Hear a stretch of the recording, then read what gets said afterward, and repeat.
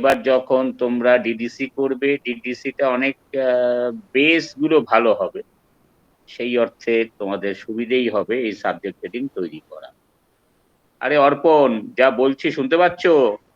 হ্যাঁ স্যার, শুনতে পাচ্ছি। হুম। সাবজেক্ট হেডিং গুলো দেখেছিলে? হ্যাঁ স্যার। বেশ, মানে মোটামুটি করা যাচ্ছে তো? হ্যাঁ স্যার, মোটামুটি করা যাচ্ছে। একটু কনফ্লিক্ট আছে। আমি রিয়ার সাথে বা মধুমিতার সাথেও দেখছিলাম, কথা বলছিলাম, ওদের সাথেও কিছু কনফ্লিক্ট হচ্ছে, বাট হুম। মোটামুটি একই আসছে। হ্যাঁ, কনফ্লিক্ট থাকবেই, বুঝেছো? হ্যাঁ স্যার। এই সাবজেক্ট হেডিং বার করার ক্ষেত্রে এই জাতীয় বিষয়টা থাকবে। দ্বিতীয়ত, তুমি আর এক দিক থেকে হ্যান্ডিক্যাপ, যে তোমার কাছে বইটা নেই। হ্যাঁ হ্যাঁ।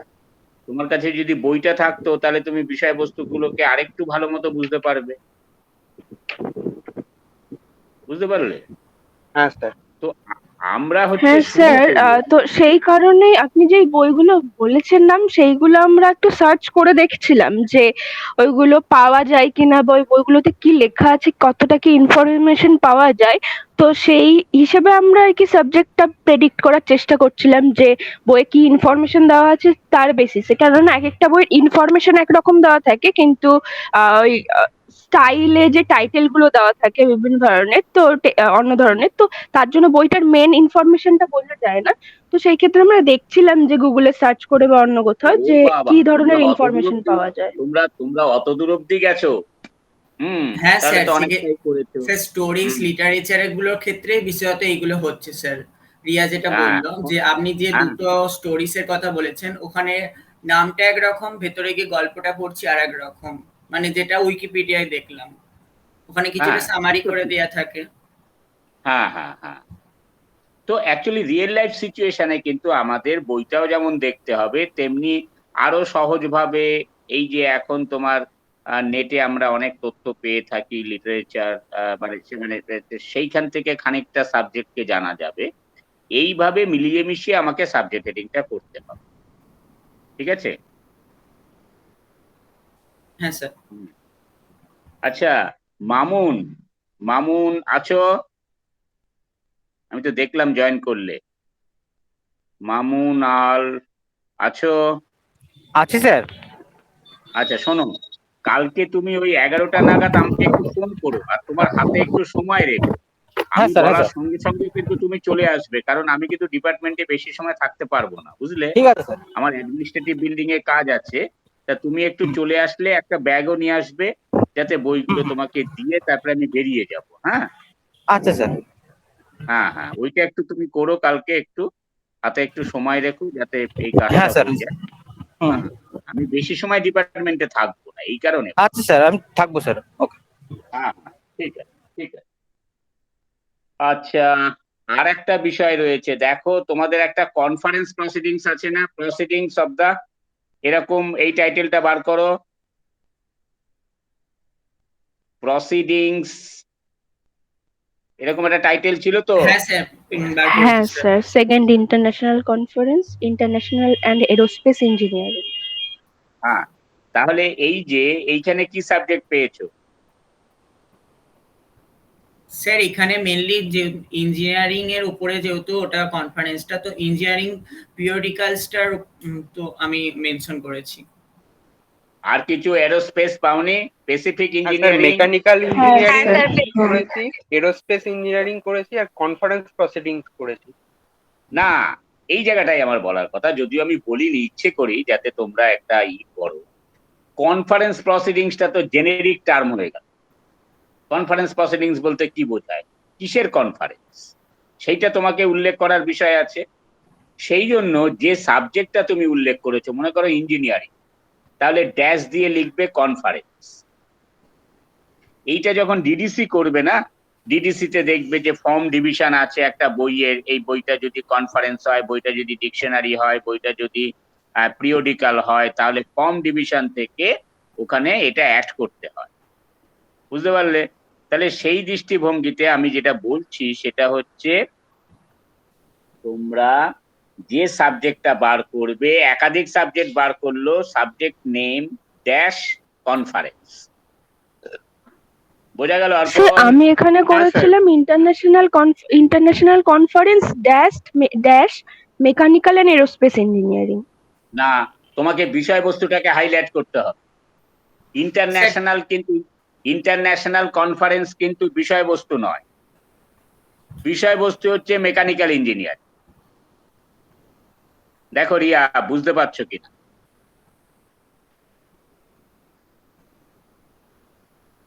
স্যার আসলে আমি 185 পেজে দেখেছিলাম যেটা, যে ওখানে বলেছিল যে কনফারেন্সের নেমটা দিতে, তারপর কনফারেন্সের সাবজেক্ট বা কনফারেন্সের যে কর্পোরেট বডিজ আছে তাদের নেমটা দিতে, তো সেই পার্সপেক্টিভে আমি করেছিলাম এটা। তাই? কত নম্বর পেজে বলো তো? 185। 185, তাই তো? দাঁড়াও আমি একটু বার করে নেই। হ্যাঁ, কোন দিকটায় রয়েছে?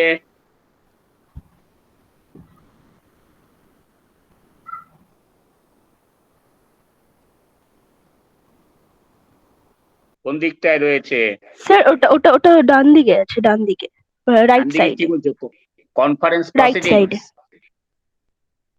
হ্যাঁ, না sir, conference conference proceeding. Proceeding নয় স্যার, কনফারেন্স প্রসিডিংটা তো আলাদা করে করেছিলাম, বাট তাছাড়াও আরেকটা যেটা করেছিলাম তার নিচে যে কনফারেন্সটা আছে, অনলি কনফারেন্স, তো সেখানে লেখা আছে যে বলা হয়েছে যে ইউজ, ওটা আর কি করতে পারি আমরা সি অলসোতে, যে নেম, তারপর subject and names of corporate bodies with subdivision conference, এটা বলা আছে ওখানে, তো তার জন্য সেই হিসেবে করেছিলাম। যেরকম ওখানে বলা হ্যাঁ, আছে ওয়ার্ল্ড ওয়ার কমা দিয়ে 1939 টু 1945 দিয়ে একটা ড্যাশ দিয়ে কনফারেন্সেস ফিজিক্স কনফারেন্স, তো তার জন্য করেছিলাম। না, সেখানে দেখো আগে কিন্তু সাবজেক্ট বলেছে, তারপরে ড্যাশ দিয়ে কনফারেন্সে। দেখো ওয়ার্ল্ড ওয়ারও কিন্তু বিষয়বস্তু, তার কনফারেন্স, তারপরে আর একটা এক্সাম্পল বলেছে ফিজিক্স ড্যাশ কনফারেন্স। অতএব তোমাকে সাবজেক্টটা দিয়ে ড্যাশ কনফারেন্স, বুঝলে কিনা? তাহলে স্যার ঠিক আছে। এক্ষেত্রে স্যার মেকানিক্যাল ইঞ্জিনিয়ারিং ড্যাশ দিয়ে কনফারেন্স আর অ্যারোস্পেস ইঞ্জিনিয়ারিং ড্যাশ দিয়ে কনফারেন্স, এই দুটো সাবজেক্ট হ্যাঁ আমরা হ্যাঁ রাখতে পারি। হ্যাঁ হ্যাঁ হ্যাঁ হ্যাঁ হ্যাঁ। রিয়া রিয়া, বুঝলে কিনা?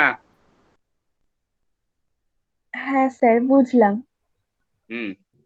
তাহলে এই বাকিরা বাকিরা একটু বলো দেখি, যে আমরা যখন কোনো কনফারেন্স প্রসিডিংস এর যখন সাবজেক্ট হেডিং বার করব, তখন প্রথমে বিষয়বস্তুটা আইডেন্টিফাই করব, কি বিষয়ে কনফারেন্স, মানে ডকুমেন্টটা কি বিষয়বস্তু, সাবজেক্টটা বার করব, সাবজেক্ট বার করে ড্যাশ দিয়ে কনফারেন্স। দেখো সব হয়েছে কিনা? দীপান্বিতা,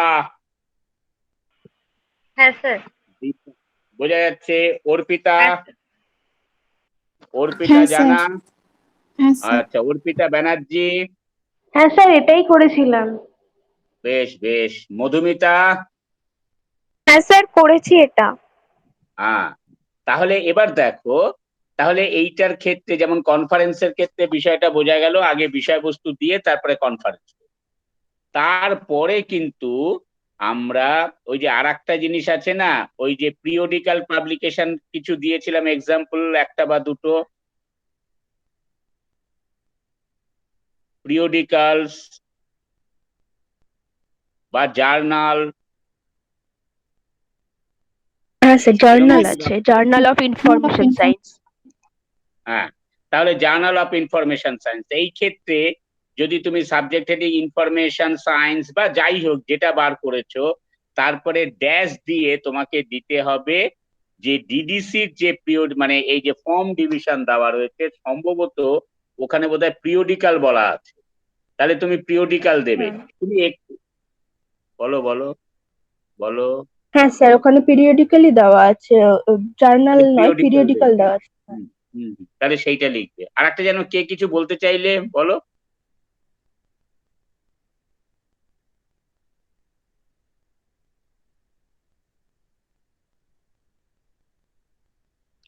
আর কেউ কিছু বলতে চাইলে? বলার বিষয় থাকলে বলো। তাহলে কি বোঝা গেল? এই দুটোর ক্ষেত্রে বিশেষ করে মাথায় রাখতে হবে যে আমরা পিরিয়ডিক্যাল করব, এই সাবজেক্ট বার করব, তারপরে যদি কনফারেন্স প্রসিডিংস হয় বা কংগ্রেস হয় বা সিম্পোজিয়াম হয় বা মিটিংস হয়, মিটিং এরও যে প্রসিডিংস, যে মিটিং এ যে কার্যাবলীগুলো লিখে রাখা হয়, সমস্তগুলো কিন্তু আমরা কি বলা যায় সাবজেক্ট দেব, দিয়ে ড্যাশ দিয়ে কনফারেন্সেস। আর যদি পিরিয়ডিক্যাল পাবলিকেশন হয়, সিরিয়াল হয়, জার্নাল হয়, হোয়াট এভার মিন, যেগুলো রেগুলার ইন্টারভেলে প্রকাশিত হয়, যেগুলোকে আমরা সিরিয়াল পাবলিকেশন বলে থাকি, তাহলে যদি সিরিয়াল হয় তাহলে সাবজেক্ট দেব, দিয়ে ড্যাশ দিয়ে মানে ওই পিরিয়ডিক্যাল, এখানে যে টার্মটা অ্যাপ্রোপ্রিয়েট হিসাবে শেয়ার্স লিস্ট বলেছে, পিরিয়ডিক্যাল আমরা ব্যবহার হলো। দেখো স্যার বলে গেল। বলছিলাম যে sir journal of information science যেটা আছে এইটার তাহলে এই রকম করা যেতে পারে তো, ইনফরমেশন সায়েন্স ড্যাশ দিয়ে পিরিয়ডিক্যালস না পিরিয়ডিক্যাল। দেখে নাও সাবজেক্ট হেডিং এ পিরিয়ডিক্যালস বলছে না পিরিয়ডিক্যাল বলেছে? পিরিয়ডিক্যালস বলছে। তাহলে পিরিয়ডিক্যালস বললে পিরিয়ডিক্যালস দেবে, ঠিক আছে? যেমন কনফারেন্সেস এর ক্ষেত্রে কিন্তু কনফারেন্সেস দিয়েছে, নট কনফারেন্স, তাই তো? হ্যাঁ স্যার। হ্যাঁ, তো যা এখানে বলবে সেইটা করা। দেখো সাবজেক্ট হেডিং এর পর থেকে তো আমার মনে হয় করতে পারবে, যতটা করেছো খারাপ না। এরপরে আর আমরা সাবজেক্ট হেডিং নিয়ে আলোচনা করব না। ক্যাটালগ করার সময় তোমরা একটা কাজ করবে, ওই সাবজেক্ট হেডিং এর জন্য একটু জায়গা ছেড়ে যাবে, তারপরে আরেকটু ডিডিসি তোমাদের ক্লাস হয়ে যাক, এই ধরা যাক সেপ্টেম্বর মাসটা পুরোটা একটু দেখো, ডিডিসি সম্পর্কে একটু, ক্লাসিফিকেশন সম্পর্কে একটু ধারণা হবে, তারপরে আরেকটু ভালো মতো তোমরা সাবজেক্ট হেডিং বার করতে পারবে এবং সেই রকম সাবজেক্ট লিখে ক্যাটালগটা কমপ্লিট করবে। দেখো আমি প্রথমে যে 4টে এক্সাম্পল করালাম, করিয়ে তোমাদের বললাম যে সবকটা এন্ট্রি করতে, মানে all added entries, main entries including all added entries, এটা করতে বলেছি। তাহলে তোমরা অ্যাডেড এন্ট্রি কিভাবে লিখতে হবে, মেন এন্ট্রি কিভাবে করতে হবে, এই বিষয়টা তোমাদের কাছে এখন অনেকটাই পরিষ্কার হলো। এরপরে যত এক্সাম্পল করাবো তাহলে সেই ক্ষেত্রে শুধু আমরা মেন এন্ট্রিটা নিয়ে আলোচনা করব, তারপরে তার সাবজেক্ট হেডিং নিয়ে এই মুহূর্তে আলোচনা করব না, তারপরে ট্রেসিং এ আমরা বাকি যে অ্যাডেড এন্ট্রি গুলো করতে হবে তার লিস্টটা আমরা মেন এন্ট্রি ট্রেসিং এ সেইটা রেকর্ড করব। আর সাবজেক্ট হেডিং এর জন্য খানিকটা স্পেস আমরা ফাঁকা দিয়ে রাখবো, যে পরবর্তীকালে, যদিও স্পেস কতটা ফাঁকা দেবে পরবর্তীকালে হয়তো সেইটা লেখাও সম্ভব নাও হতে পারে ওই স্পেসে, সেইগুলো কিন্তু ওটা একটু আমাদের ওই কি বলা যায় সেইটা তোমরা মানে নিজেরা ব্যাপারটা বুঝে সেইটা করতে পারো। তাহলে এই গেল মোটামুটি ক্যাটালগের টোটাল পদ্ধতিটুকু কিন্তু বলা হলো। একটা জিনিস তোমাদের বলি, আমি কিন্তু অনেক দিন ধরেই এই ক্যাটালগের ইন্ট্রোডাকশন পোর্শনের কিন্তু অনেক লম্বা ক্লাস নিয়ে নিলাম। এইবার অন্যান্য ক্যাটালগের আরো অন্যান্য বিষয় রয়েছে, এশিয়ার রয়েছে, সিসিসি রয়েছে, অনেকগুলো জিনিস রয়েছে। অতএব পরের দিকে আমি একটু দ্রুত পড়ালে অন্তত থিওরিটিক্যাল পোর্শন গুলো সেইগুলো কিন্তু নিজেরা একটু পড়ে ঠরে দেখে নেবে, বুঝলে? একটু দ্রুত পড়িয়ে দিতে হবে, কারণ সময় মতো কোর্স শেষ করতে হবে। ঠিক আছে, বোঝা গেল? হ্যাঁ স্যার। স্যার হ্যাঁ, স্যার। এক্ষেত্রে ইনফরমেশন সায়েন্সের যে আমরা পিরিয়ডিক্যালসটা হাইফেন দিয়ে অ্যাড করলাম, সেক্ষেত্রে স্যার ডিডিসি নাম্বারটাও তো পিরিয়ডিক্যালস এর অ্যাড হবে এক্ষেত্রে? না না না, নাম্বার কিন্তু দেবো না সাবজেক্ট হেডিং এ। না স্যার, নাম্বার দেবো না, ডিডিসিটা স্যার আপনি সবসময় চেক করতে বলেন, তার জন্য স্যার বলুন, মানে লিখে রাখলাম। হ্যাঁ হ্যাঁ, সেইটা, হ্যাঁ ওটা তো তুমি, সেইটা। ওটা ডিডিসি, শোনো ডিডিসি এটা ফর্ম ডিভিশন থেকে বোধহয় 03 বা 04 হ্যাঁ স্যার, এরকম 0050 স্যার। হ্যাঁ, তাহলে এইগুলো হচ্ছে সেইখান থেকে অ্যাড করতে হয়। তো আমাদের তো অ্যাড করার কোনো বিষয় নেই, আমরা অ্যাড করব না, আমরা এমনি এটা করে দেব। হলো? বোঝা হ্যাঁ গেল? স্যার। আচ্ছা, এইবার বলছি অর্পিতা জানা। আচ্ছা, তুমি তো ওই যে কি বলা যায় সিরিজের এডিটর নিয়ে আমি প্রথম দিন বলার পরে আমার নিজেরই একটু মানে ব্যাপারটা একটু খটকা লাগছিল, কিন্তু তারপরে গতদিনও আমার দেখে রাখা হয়নি। আবার তুমি কালকে আরো স্পেসিফিক বলাতে তারপরে তো বিষয়টা আমি একটু গত বছরের ওদের জিজ্ঞেস করে নিলাম। তাহলে তারপরে কিভাবে ওরা করেছে, ওকে তো আমি জাস্ট জিজ্ঞেস করেছি, জিজ্ঞেস করে অর্পিতাকে ফোন করে জানিয়ে দিলাম তো। তারপরে দেখি ও এক্সাম্পল গুলো পাঠিয়ে দিয়েছে কিভাবে করেছে। তা আমি তো শোনো, আমি তো এত বেশি কি বলা যায় মোবাইল ব্যবহারেও বড় বেশি অভ্যস্ত নই, কিন্তু বেশ কিছু জনের কাছে পাঠিয়ে দিতে মানে পাঠিয়ে দিয়েছি। তাতে দুটো ছবি যাওয়ার কথা, যাই হোক যা গেছে না গেছে, তারপরে কিন্তু টোটালটাই তোমাদের গ্রুপে পোস্ট করার কথা বলে দিয়েছি। তা নিশ্চয়ই সেটা হয়েছে পোস্ট করা, এবং বাকিরাও নিশ্চয়ই সেটা দেখতে পেয়েছো। তাহলে এবার বলো যে মেন এন্ট্রি, অ্যাডেড এন্ট্রি কিভাবে লিখতে হবে, কোথা থেকে করতে হবে, সিরিজের অ্যাডেড এন্ট্রিটা আমরা কিভাবে কতটুকু লিখবো, অর্থাৎ কিনা সিরিজের নাম লিখবো, লিখে সেমিকোলন দিয়ে নাম্বারটা দেবো। আর যদি সিরিজের এডিটর থাকে, এডিটরটা অ্যাডেড এন্ট্রি হেডিং এ আমরা রাখবো না, মানে তার মধ্যে ইনক্লুড করব না, শুধু সিরিজ নেম সেমিকোলন নাম্বার। আর একজন কেউ কালকেই প্রশ্ন করেছিলে, বেশ ভালো হয় পিঙ্কি কিংবা প্রিয়া, আমার ঠিক মনে পড়ছে না, যে যদি এক লাইনে না ধরে, মনে করো আমরা মেন এন্ট্রি হেডিং লিখছি, মেন এন্ট্রি হেডিং লেখার কথাটা হচ্ছে যে লিড লাইনের ফার্স্ট ইন্ডেনশন থেকে আমরা লিখব। এইবার তুমি যখন লিখবে মেন এন্ট্রি হেডিংটা করবে, তখন একটু ভেবে নেবে যে এইটা এক লাইনে লেখা সম্ভব কিনা। এক লাইনে লেখা সম্ভব হলেই তাহলে লাইনের উপর থেকে লিখে যাবে, কোনো অসুবিধা নেই। কিন্তু যদি দেখো যে এক লাইনে ধরবে না, তাহলে আরেকটু মানে মানে উপর দিয়ে লিখবে, যাতে দুটো লাইন ওই লিড লাইনের উপরেই যাতে লেখা যায়। এবং সেইটা যখন লিখবে তখন ফার্স্ট ইন্ডেনশন থেকে শুরু করবে, করে যখন কন্টিনিউ করবে আবার ফার্স্ট ইন্ডেনশনে আসবে। আমি কিন্তু এখন মেন এন্ট্রির কথা বলছি, কিন্তু ফার্স্ট ইন্ডেনশনে যখন লিখবে তখন দেখবে একটু সরিয়ে লিখবে, একটা লেটার গ্যাপ দিয়ে তারপরে লিখবে কন্টিনিউড লাইন। তোমাদের কাছে সিরিজ অ্যাডেড এন্ট্রির ক্ষেত্রে যে এক্সাম্পল গুলো কালকে পাঠানো হয়েছে, সেইখানে তুমি দেখবে যে যেখানে বা সিরিজ বা যে কোনো কিছু অ্যাডেড এন্ট্রি হেডিং এর ক্ষেত্রে যখন লাইন কন্টিনিউড লাইন হচ্ছে, তখন কিন্তু কন্টিনিউড লাইনটা লেখা শুরু হচ্ছে সেকেন্ড ইন্ডেনশন থেকে এবং একটু স্পেস দিয়ে তারপরে লেখা হচ্ছে। এইটা পরিষ্কার কিনা দেখো। অর্পিতা ব্যানার্জি, অর্পিতা ব্যানার্জি, হ্যাঁ স্যার, বলুন। ওইগুলো ওইগুলো দেখে পরিষ্কার বোঝা যাচ্ছে তো এবার? হ্যাঁ স্যার, হ্যাঁ স্যার, দেখেছি। হ্যাঁ, এইবার লেখাগুলো সেইভাবে লিখবে। তোমাদের মধ্যে অনেকের ভীষণই পরিষ্কার লেখা হয়েছিল, তারপরে এইখানেও একটা এক্সাম্পল দিলাম, এগুলো পরিষ্কার। আমি বলছি যে হাতের লেখা সুন্দর হতে হবে তা নয়, কিন্তু আমরা যেটা লিখবো সেটা যাতে সকলে পড়তে পারে এই রকম পরিষ্কার ভাবে লেখার চেষ্টা করি। বোঝা গেল? আচ্ছা, কন্টিনিউড স্যার কার্ডটাও তোমাদের আলোচনা করা হয়ে গেছে। কন্টিনিউড কার্ড কিভাবে লিখবো সেটাও বলা হয়ে গেছে। আর কালকে যে ক্যাটালগ তৈরি করা অবস্থায় যেগুলো তোমাদের কাছে পাঠানো হয়েছে সেখানে দেখে নেবে কন্টিনিউড কার্ডটাও আমাদের ওইখানে কন্টিনিউড কার্ডেরও মানে ছবি আছে, তাহলে সেইটা দেখেও একটু বুঝে নেবে কন্টিনিউড কার্ড কিভাবে আমরা করব। তাহলে মোটামুটি কিন্তু সমস্ত কিছু আলোচনা হয়ে গেল।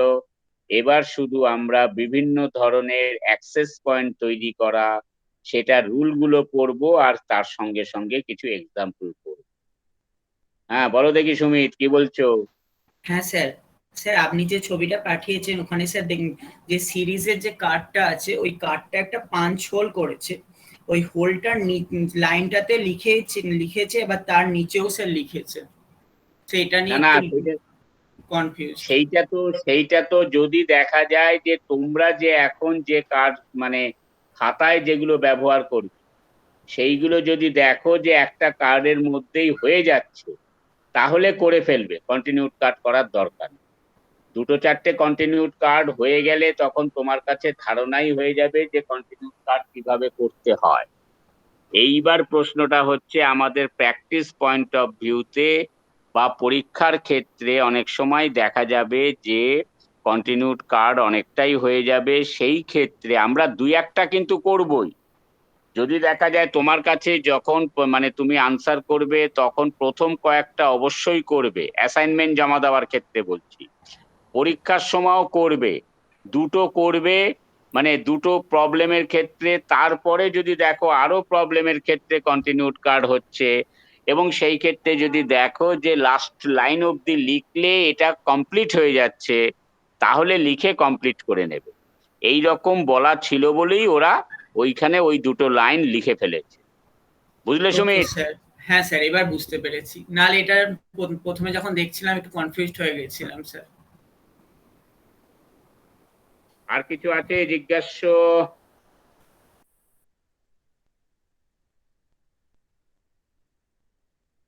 আর কিছু আছে?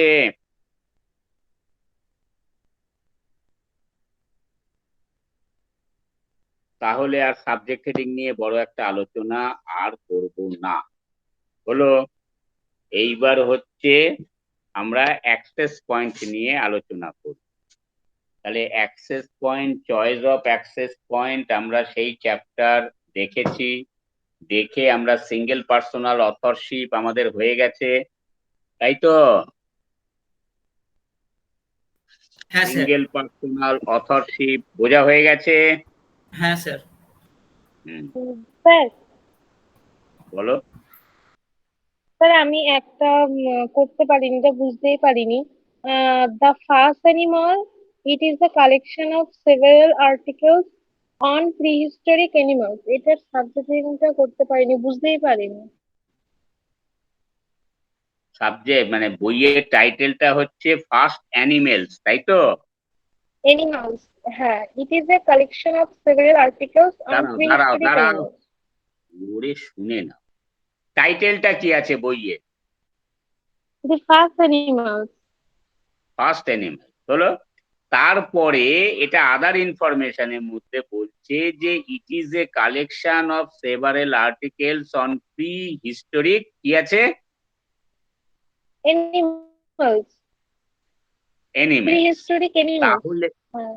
হ্যাঁ, তার মানে এই এই যে ফার্স্ট অ্যানিমেলস বলে যে বইটা, সেই বইটার মধ্যে অনেকগুলো কন্ট্রিবিউশন আছে, একজনের লেখা নয়, অনেকের লেখা, অনেকগুলো কন্ট্রিবিউশন আছে, তার কন্ট্রিবিউটারও আছে। সেই অনেকগুলো কন্ট্রিবিউশনটা কি বিষয়বস্তু বলছে যে এই কন্ট্রিবিউশন গুলো হচ্ছে relating to pre historic animal. এটা তোমাকে সাবজেক্ট হেডিং বোঝানোর জন্য আমি ওই লাইনটা তোমাদের বলে দিই, বুঝতে পারলে?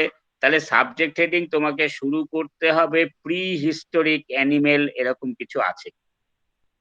তা এটা তুমি বুঝতে পারোনি, আচ্ছা যাই হোক, কেউ করেছো এটা? হ্যাঁ হ্যাঁ, এর জন্যই তো স্যার বললাম। প্রিহিস্টোরিক অ্যানিমেলস হ্যাঁ স্যার, এটা 616 আছে এটা পেজ। স্যার। পাওয়া গেছে?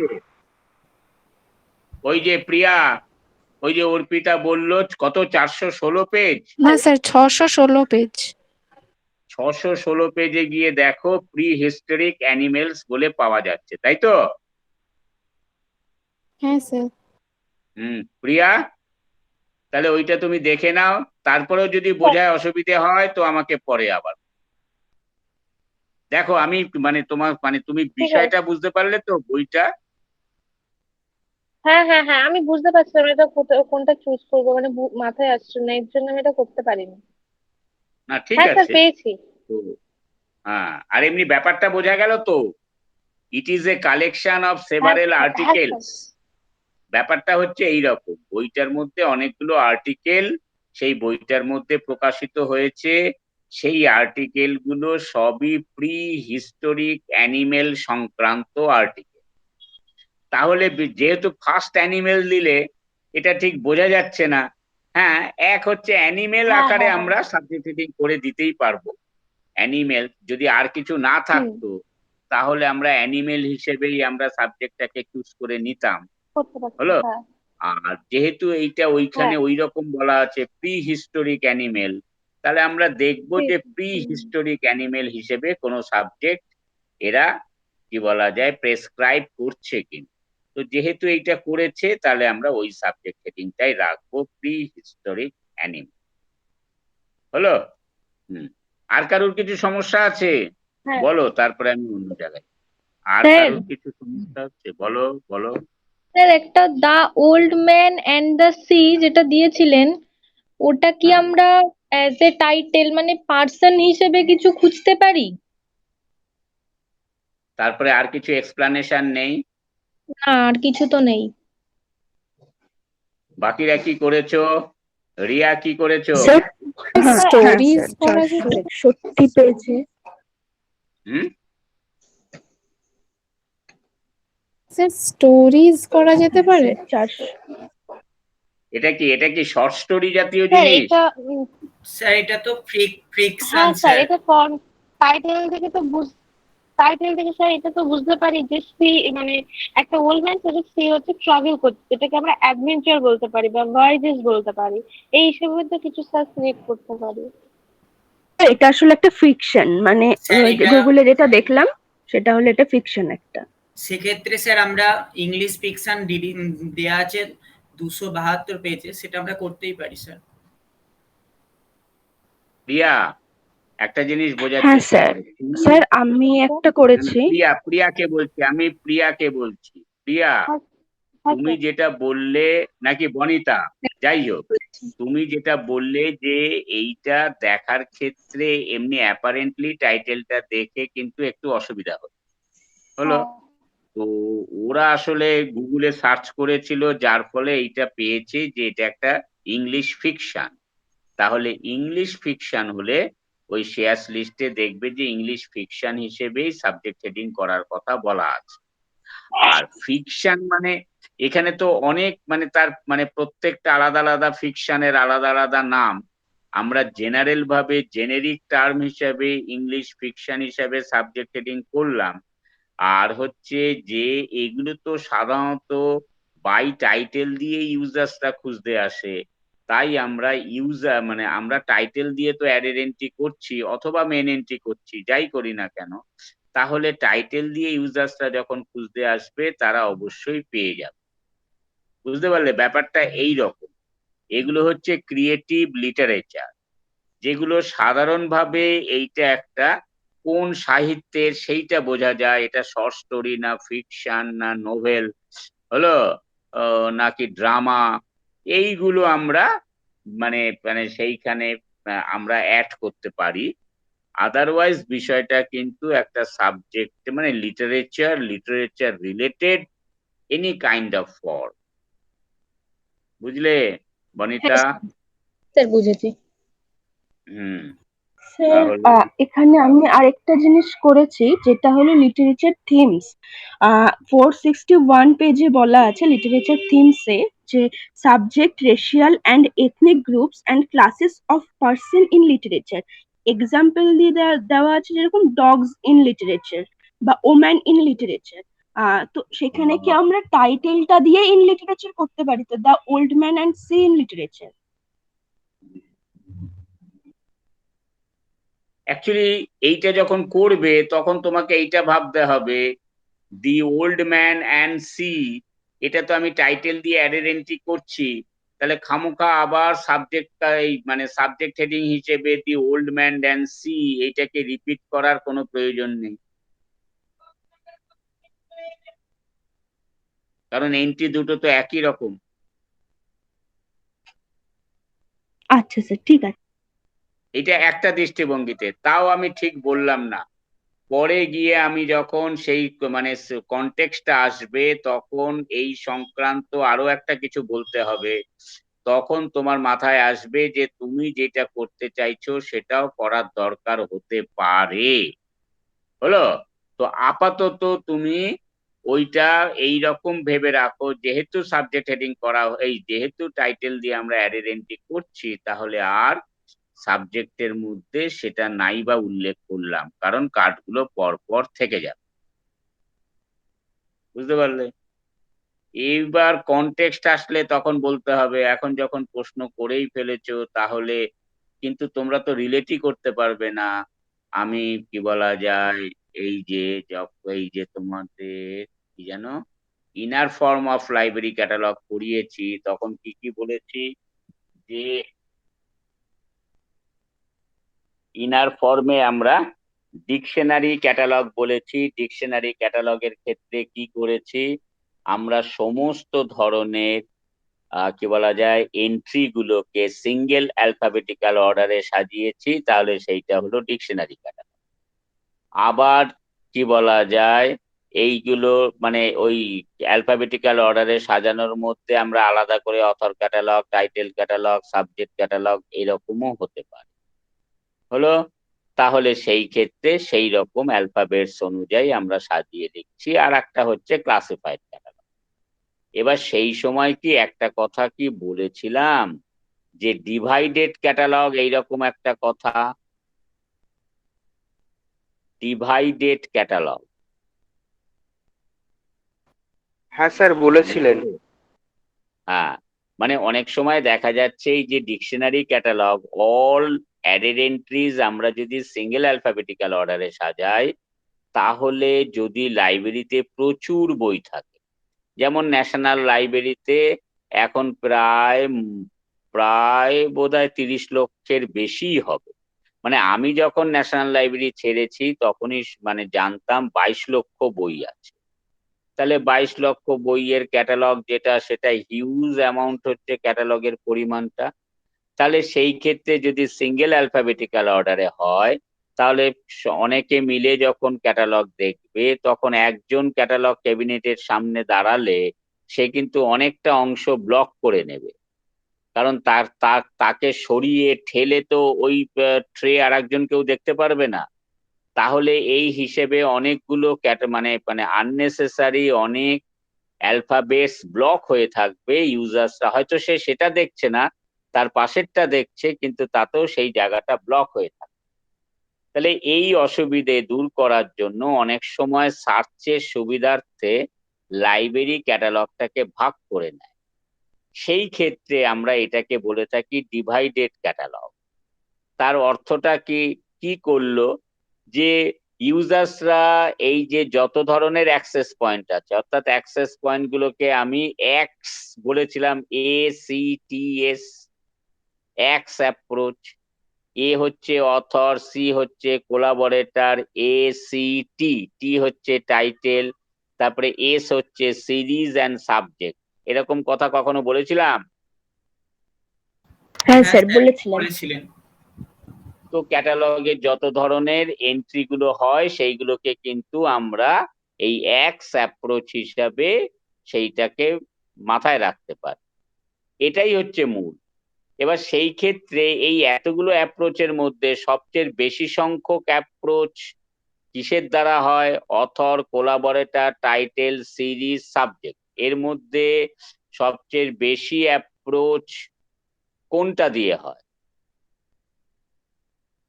অথর না টাইটেল টাইটেল। না sir collaborator? Title sir. Title আর টাইটেল কেউ? স্যার অথর আর দিয়েও হয়। কেউ? স্যার অথর দিয়ে টাইটেল হয়। আর অথরের মধ্যে স্যার স্যার অথর দিয়ে বেশি থাকে স্যার। তাছাড়া আর কিছু মাথায় আসছে কিনা? আমি বারবার বলে যাচ্ছি আর কি আর কি আর কি আর কি, তখন খালি টাইটেল অথরই বলে যাচ্ছে। স্যার পড়ে সাবজেক্ট শুনে নাও, স্যার সাবজেক্ট শুনে নাও টাইটেল। হ্যাঁ স্যার সাবজেক্ট বলো বলো, মানে সাবজেক্ট কেন সাবজেক্ট বলছো? কেন কারণ সাবজেক্ট বলছো? অনেক সময় ইউজাররা হয়তো টাইটেলটা ঠিক করে জানেন না, বাট কোন বিষয় তারা খুঁজে চাইছে সেটা তারা বলতে পারে। আচ্ছা বুঝলাম। আমি কিন্তু প্রথমেই বললাম যে এতগুলো অ্যাপ্রোচের মধ্যে কোনটা দিয়ে সবচেয়ে বেশি অ্যাপ্রোচ হওয়ার সম্ভাবনা।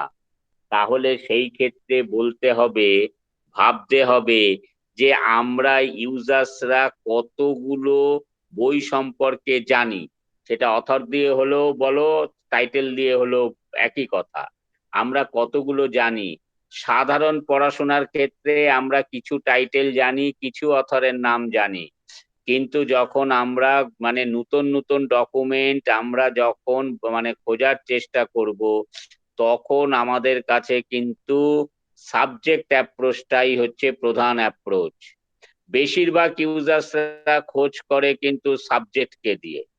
হলো এইবার আমাদের লেভেল মানে তুমি তোমার লেভেল গুলো ভাবলে হবে না যে আমি হাই সেকেন্ডারি পড়েছি, কলেজে পড়েছি, ইভেন ইউনিভার্সিটিতে পড়েছি। সেই ক্ষেত্রে মূলত আমাদের কাছে ডকুমেন্টটা নন ডকুমেন্ট থাকে, অর্থাৎ কিনা আমরা টাইটেলও জানতে পারি, অথরের নামও জানতে পারি, ফলে নন ডকুমেন্ট অ্যাপ্রোচ আমরা করে থাকি। কিন্তু অধিকাংশ ক্ষেত্রে ডকুমেন্ট কিন্তু ইউজার্সদের কাছে নোন থাকে না, আননোন ডকুমেন্ট হয়। তাহলে আননোন মানে রিসেন্ট পাবলিকেশন। তোমরা সোর্সেস অফ ইনফরমেশনের মধ্যে পড়েছো primary, secondary, tertiary source of information. তার মধ্যে সবচেয়ে বেশি ইম্পর্টেন্ট কোন সোর্স অফ ইনফরমেশন? তার মধ্যে আমি জানি না তোমাদের এগুলো আলোচনা হয়েছে কিনা, প্রাইমারি সোর্স অফ ইনফরমেশনটাই হচ্ছে সবচেয়ে ভ্যালুয়েবল ইনফরমেশন। হলো সেটাই হচ্ছে কারেন্ট পাবলিকেশন। যেটা যত বেশি কারেন্ট সেটা তত বেশি মূল্যবান। আমি জানি না তোমাদের, আমার তো এত বছর ধরে পড়িয়ে যাচ্ছি, আমার তো মনে হয় আহ তোমাদের বলেছি কিনা জানি না, তোমাদের তো আর অফলাইন ক্লাস একদিনও হয়নি, কিন্তু এ তো অনেকবারই বলেছি যে সবচেয়ে দামি কোনটা, যে জিনিসটা নতুন বেরোচ্ছে, মোবাইল ফোন নতুন যে মডেলটা বেরোচ্ছে তখন তার অনেক বেশি দাম থাকে। তারপরে অনেক সময় ভেবে নাও যা আর কিছুদিন যাক, একটু দামটা কমুক তারপরে কিনবো। তার মানে কিছুদিন যাওয়ার পরে তুমি যখন কিনলে তখন মোবাইলটা কিন্তু ব্যাকডেটেড হয়ে যাচ্ছে। হলো তার মানে যত বেশি কারেন্ট তত তার দাম বেশি। সেই জন্য বলছি আমরা লাইব্রেরিতে কিন্তু অনেক জিনিস ভাববো, আমরা লাইব্রেরিতে বিভিন্ন ধরনের ডকুমেন্ট রাখবো। তাহলে সবচেয়ে আমরা বই রাখবো, আমরা পত্র পত্রিকা ইত্যাদি রাখবো। তাহলে সবচেয়ে বেশি মূল্যবান হচ্ছে কি? Primary source of information. সেই জন্য প্রাইমারি সোর্স অফ ইনফরমেশনের সবচেয়ে বেশি দাম। বুঝলে?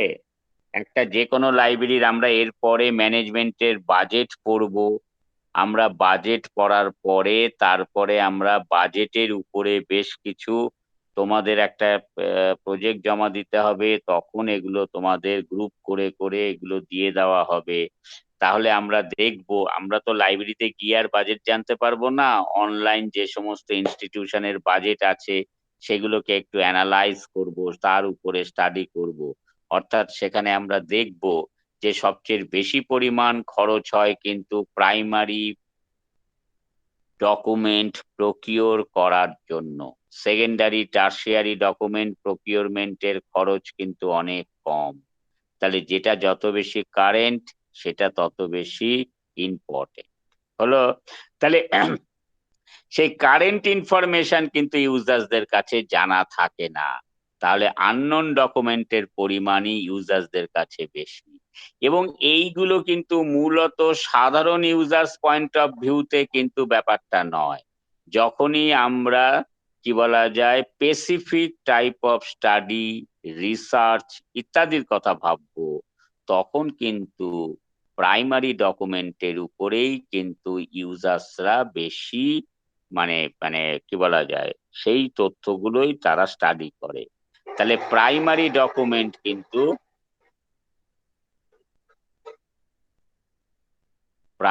ডকুমেন্ট কিন্তু ইউজার্সরা জানতে পারে না, তার কাছে সেইটা আননোন ডকুমেন্ট। তখন কিন্তু সে অ্যাপ্রোচ করবে সাবজেক্টকে দিয়ে। তাহলে সেই পয়েন্ট অফ ভিউতে সাবজেক্ট অ্যাক্সেস মানে মানে সাবজেক্ট অ্যাপ্রোচ যে সার্চ, সেই সার্চটা হচ্ছে সবচেয়ে বেশি গুরুত্বপূর্ণ। আর আমাদের এইটা মনে রাখতে হবে, লাইব্রেরির কিন্তু মূল বা প্রধান যে কাজটা, স্কুল কলেজ ইত্যাদি লেভেলে আমরা নর্মাল লাইব্রেরি সার্ভিস প্রোভাইড করে থাকি, সবটা ঠিক আছে, কিন্তু যেখানেই গবেষণার বিষয় থাকবে সেখানেই কিন্তু স্পেশালাইজড লাইব্রেরি সার্ভিস আমরা প্রোভাইড করব। তাহলে ইউজার্সরা যত কারেন্ট পাবলিকেশন সেইগুলো যাতে ইউজার্সরা খুঁজে পায়, তার জন্য বিভিন্ন ধরনের ব্যবস্থা করব। এবং সেই জন্যই তোমরা ফার্স্ট সেমিস্টারে পড়েছো যে বিভিন্ন ধরনের ইনফরমেশন সার্ভিসের মধ্যে নরমাল ক্যাটালগ, এই সেই বিবলিওগ্রাফি ইত্যাদি সার্ভিসের পরে যেটা পড়েছিলে কারেন্ট অ্যাওয়ারনেস সার্ভিস। এই কারেন্ট অ্যাওয়ারনেস সার্ভিসটাই হচ্ছে সবচেয়ে গুরুত্বপূর্ণ। ইউজার্সদের আমরা যে সমস্ত মানে প্রথম প্রকাশনা, সেই প্রকাশনাগুলো ইউজার্সদের হাতে তুলে ধরবো। অর্থাৎ কিনা গবেষণার মূল বিষয়বস্তু হচ্ছে যে মানে বর্তমান কালে কি কি গবেষণা হয়ে গেছে, কি কি নতুন মানে বিষয়গুলো প্রকাশিত হয়ে গেছে, তারপরে আমরা দেখব যে যেগুলো এখনো স্টাডি হয়নি সেই বিষয়বস্তুর উপরে গবেষণাগুলো হয়। সেই ক্ষেত্রে গবেষকরা সবসময় কারেন্ট ইনফরমেশন তারা জানতে চায়। হলো। আর এই গবেষণার জন্যই কিন্তু সরকার সবচেয়ে বেশি পরিমাণ অর্থ মানে ব্যয় করে থাকে। কারণ একটা গবেষণার ফল কিন্তু প্রচুর অর্থ সাশ্রয়। হলো। বা অনেক বেশি বেনিফিট। তুমি মানিটারি পয়েন্ট অফ ভিউতে যদি মানিটারি পয়েন্ট অফ ভিউতে তো কনভার্ট করাও যাবে, তাও সাধারণভাবে বোঝার জন্য বলছি যে এই যে গবেষণাটাই কিন্তু প্রধান বিষয়। দেশে একটা গবেষণার ফল যদি ঠিক মতো পাওয়া যায়, তাহলে তার থেকে প্রচুর সুবিধে আমরা ভোগ করতে পারি।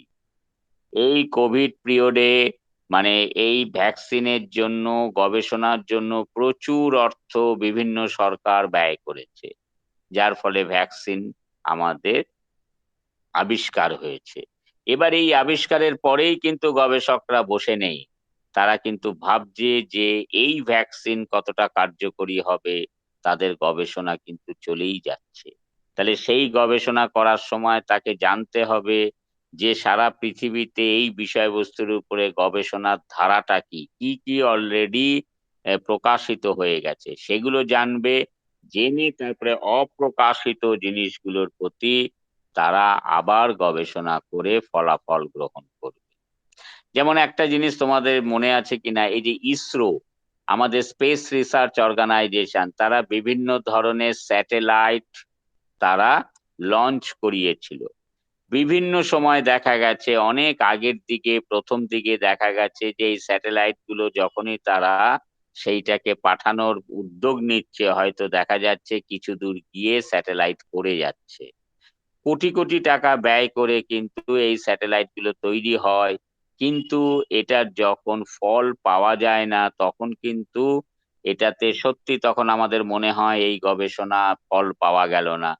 কিন্তু স্যাটেলাইটের মাধ্যমে যে ধরনের সুযোগ সুবিধা, ওই ফেলিওর গুলোর পরে যে সাকসেস গুলো এসছে, সেই সাকসেসের ফলে কিন্তু দেশের বা মানে পৃথিবীর ব্যাপক ডেভেলপমেন্ট হয়েছে।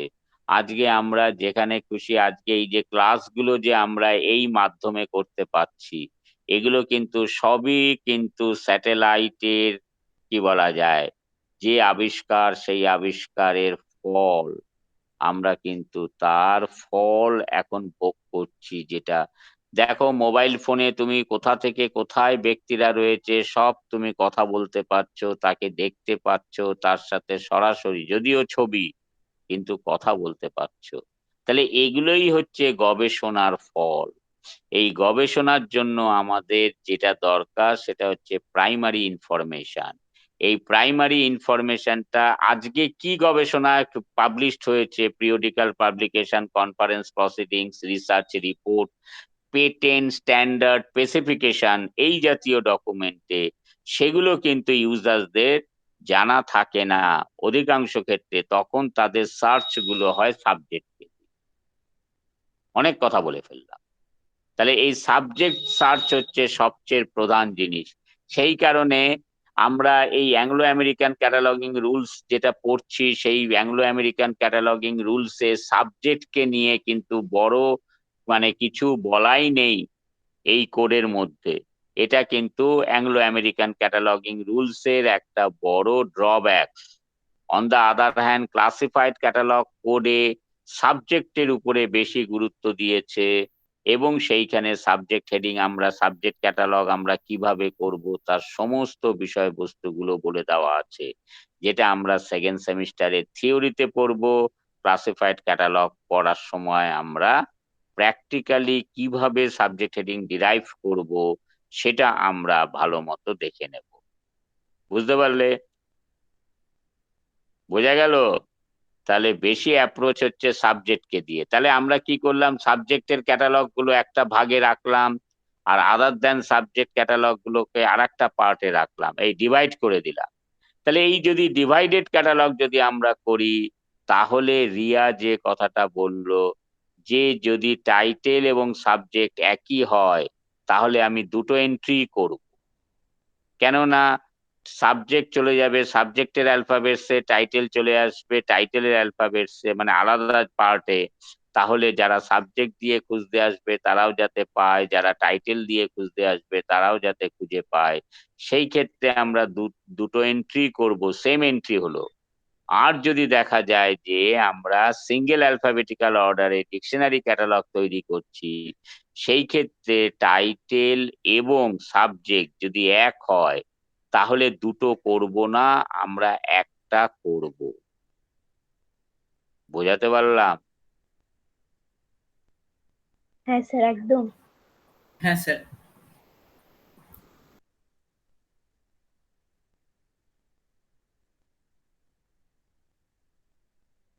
সায়নী, হ্যাঁ স্যার, বুঝতে পেরেছি। বোঝা গেল? হ্যাঁ। প্রিয়া, যার যার আমি এখানে নাম পাচ্ছি তাকে তাকে একটু জিজ্ঞেস করি। প্রিয়া, হ্যাঁ স্যার। ও প্রিয়া, বোঝা যাচ্ছে? হ্যাঁ স্যার। হ্যাঁ স্যার, বুঝতে পেরেছি। হুম। অর্পণ, হ্যাঁ স্যার, বুঝতে পেরেছি। আরে রিলেট করতে হবে তো, ফার্স্ট সেমিস্টারে পড়েছি, সেকেন্ড সেমিস্টারের সঙ্গে তো রিলেট করতে হবে। ব্যাপারগুলো বোঝা যাচ্ছে? হ্যাঁ রিলেট স্যার। না করলে হবে না। আগামীটাও আমি বলে দিলাম, এসডিআই পড়লাম, ক্যাশ পড়লাম, আনসারও লিখে ফেললাম। হলো যে এসডিআই কে কি ক্যাশ বলবো, হলো সবই লিখে ফেলেছো, কিন্তু এখন তো এইগুলোও জানতে হবে। বুঝতে পারলে? আচ্ছা শুনে নাও, ওই যে 106-এ যারা 1 নম্বর প্রশ্নের সি তে 3টে আনসার করেছো, একটা প্রশ্নপত্রে 3টে আনসারের প্রভিশন তোমাদের কাছে এসছে, আর একটা প্রশ্নপত্রে 4টে লেখার কথা বলা আছে, যদিও দুটো প্রশ্নপত্রেই 1.5 into 4 দেওয়া আছে। হলো, তথাপি প্রশ্নে যেহেতু রয়েছে 3টে আনসার করতে হবে, সকলে যে এরকম খেয়াল করে দেখেছো তা নয়। হলো, সেই জন্য 3টে আনসার লিখেছো। আর যারা ওই বিষয়টা মাথায় রেখেছো, ওই যে পেপার 1ও দেখেছিলে সেখানে 4টে লিখতে হয়েছিল, সেই হিসাবে 4টে লিখে দিয়েছো। সবাই কিন্তু সেম ওয়েটেজ পাবে। আমি যদিও এতদিন আমি এখনো তো আমার খাতাও মানে সকলেরটা দেখাও হয়নি, এই অনলাইন দেখা বড়, একে তো খাতা দেখা বিরক্তিকর, তারপরে হচ্ছে অনলাইনে খাতা দেখা, বুঝতে পারলে, মানে সফট কপি দেখা। তো যাই হোক, তো সেইটা কালকে পিএসএম স্যারের সাথে আমার কথাও হয়ে গেছে, তা তোমরা যাতে পেনালাইজ না হও তার জন্য তার ব্যবস্থা করে দাও। বুঝতে পারলে? অতএব চিন্তার কোনো কারণ নেই, যেহেতু এইটা আমাদের ভুল বা প্রশ্নপত্রের ভুল যাই হোক, কিন্তু কখনোই স্টুডেন্ট পেনালাইজড হবে না। তাদের ফেভারে যাওয়া। হলো, এই যে আজকাল এই যে এখন যে কম্পিটিটিভ পরীক্ষা টরীক্ষা হয় যারা দেও, তারা কি জানো এটা, যে কম্পিটিটিভ পরীক্ষা একদিনে সকলের নেওয়া যায় না, বা একই দিনে একাধিক শিফটে পরীক্ষা হয়, অ্যাজ ওয়েল অ্যাজ বিভিন্ন দিনে পরীক্ষা হয়, কিন্তু সমস্ত পরীক্ষার প্রশ্নপত্রের মান অনেকটাই একপার রাখার চেষ্টা করা হয়, তথাপি মান একই রকম থাকে না। সেই জন্য যখন ওরা আনসার কি দেয়, দেওয়ার পরে যে মার্কসটা তুমি ক্যালকুলেট করলে, কিন্তু অ্যাকচুয়াল তোমার অ্যালটমেন্ট আফটার নর্মালাইজেশন সেটা দেওয়া হয়। তো এই নর্মালাইজেশনের কিন্তু একটা প্রসেস আছে, যদিও কোনো কিছুই কিন্তু মানে এরকম বলা যায় না যে 100% কারেক্ট হবে, কিন্তু নর্মালাইজেশনটাও কিন্তু একটা প্রসেস, এগুলো জানো।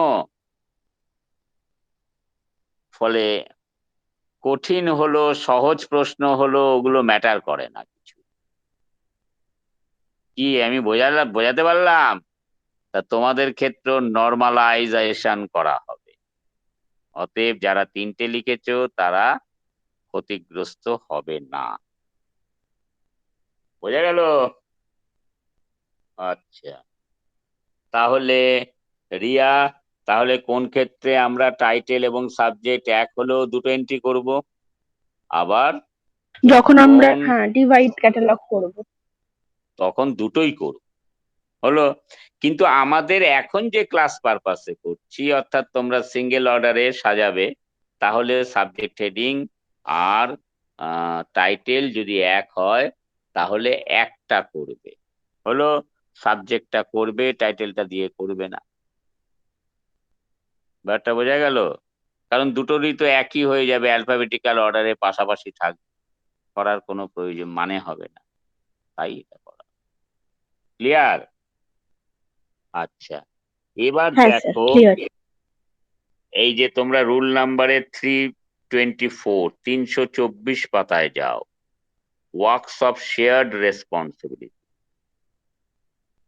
এই শেয়ার্ড রেসপন্সিবিলিটির মধ্যে দুটো ভাগ আছে, একটা হচ্ছে প্রিন্সিপাল স্যার রেসপন্সিবিলিটি পেজ নাম্বারটা ইন্ডিকেটেড একবার বলুন। 324।